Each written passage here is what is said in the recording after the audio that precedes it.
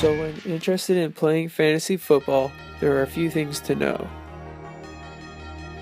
Step 1, you really should know what football is and how to play. If you don't know what football is, try watching past highlights. It's easy to catch on. Step 2, key positions. When playing, you should know what basic positions are, and very popular names too, which can help you out. Players like Julio Jones Julio Jones! 17-point comeback. and Rob Gronkowski. Stick it to the big boy, and then you try to arm tackle him. What, are you kidding me? Step 3, the draft.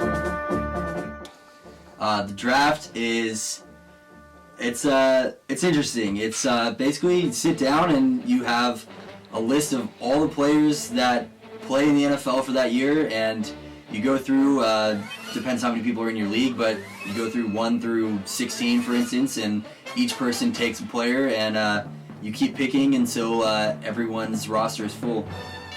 So, having done this for 2 years, I would say some pointers to get you off on the right foot would be to definitely bring your laptop to the draft and do some research beforehand and kind of see who's who's slated as the top picks, and just come prepared with a notepad and be ready for a sort of a quick pace, because that was something I wasn't ready for, and I sort of lost out in the draft because of that. Step 4, points.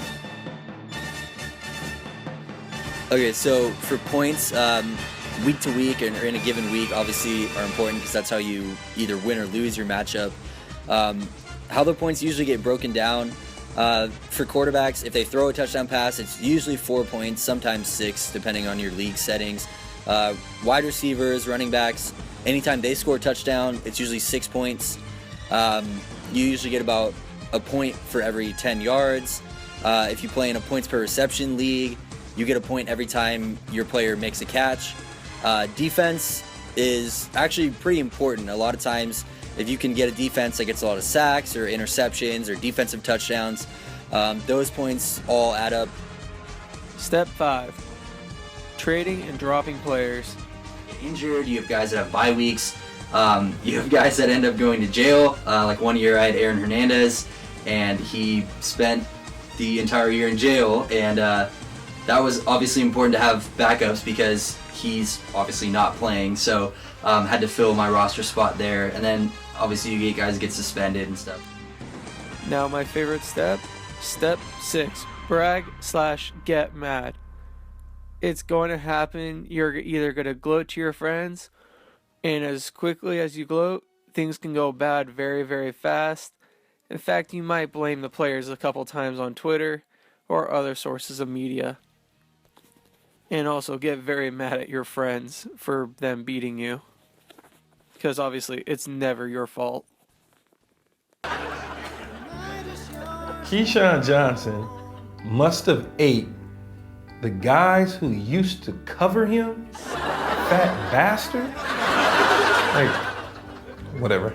Last step, win the championship. A few of the top players will go to the playoffs, and it'll be the same thing again throughout season. Just try to get the most points as possible, and then whoever ends up winning it to the very end, and they get all the bragging rights. And don't forget, when you win, thank everyone. I'm so proud of my guys. It's been every last one of the guys in the locker room that has got me to this moment right here. Could have gave up. 3rd and 3. Montana